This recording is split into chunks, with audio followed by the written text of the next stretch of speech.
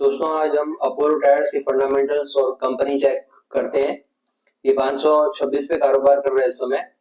33,000 से ऊपर का मार्केट कैप है। अच्छा मार्केट कैप है, बड़ी कंपनी है।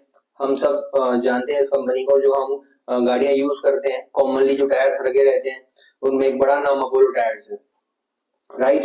वेल, तो आज इसके फंडामेंटल्स देखेंगे। अपोलो टायर्स 1972 में स्टैब्लिश हुआ है और उसका बिजनेस आप देखेंगे तो एशिया पैसिफिक से 69% और यूरोप से 28%।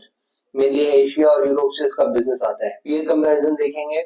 जो दूसरे बड़े प्लेयर्स हैं टायर इंडस्ट्री में, पहला बालाकृष्ण इंडस्ट्रीज जो 42 के पीई में काम कर रहा है और दूसरा एमआरएफ टायर्स, ये 26 के पीई में काम कर रहा है दोस्तों। तो अपोलो टायर्स जो है वो इस समय 19 के पी में हमको मिल रहा है, तो कंपैरेटिवली एमआरएफ और बालाकृष्ण इंडस्ट्रीज से रीजनेबली वैल्यूड है। प्रॉफिट एंड लॉस स्टेटमेंट देखेंगे अपोलो टायर्स का। जो सेल है वो लास्ट ईयर से बढ़ी है और मगर जो प्रॉफिट ग्रोथ है उसमें बहुत अच्छा जंप है। लास्ट ईयर मार्च 2023 में जो इसका प्रॉफिट एंड लॉस स्टेटमेंट दिखा रहा है 1040 करोड़ का प्रॉफिट है, जो कि बढ़ के 1722 करोड़ पहुंच गया है। ये एक सिग्निफिकेंट जंप है। ये रीजन क्या है? क्योंकि हम देख रहे हैं पैसेंजर व्हीकल्स हो, चाहे ट्रक्स हो, लाइट वेट व्हीकल्स हो, टू व्हीलर हो, सारी ऑटो सेल्स है उसमें बूम है। इसलिए डेफिनेटली व्हीकल्स बिकेंगे तो टायर्स भी बिकेंगे, इसलिए आप यहाँ पे प्रॉफिट में ग्रोथ देख रहे हैं। दोस्तों बैलेंस शीट पे एक नजर डालेंगे। कंपनी के पास में जो बोरिंग्स और लायबिलिटीज है, 8,000 करोड़ की लायबिलिटीज और बोरिंग्स लगभग 5,000 करोड़ की।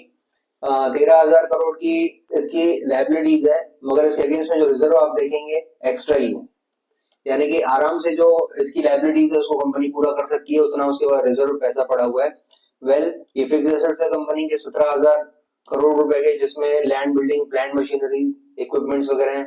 CWIP यानी कैपिटल वर्क इन प्रोग्रेस करीबन 350 करोड़ रुपए की इसने जो इन्वेस्टमेंट लगाई हुई है, जो वर्क इन प्रोग्रेस है, जो फ्यूचर में इनकी प्रोडक्शन लाइन में इसको बूस्ट करेगी। और अदर इन्वेस्टमेंट्स 532 करोड़ के, और जो दूसरे एसेट्स हैं लगभग 9,000 करोड़ रुपए के हैं यहाँ पे, जिसमें आप देख सकते हैं इन्वेंट्रीज है, ट्रेड रिसीवेबल्स है।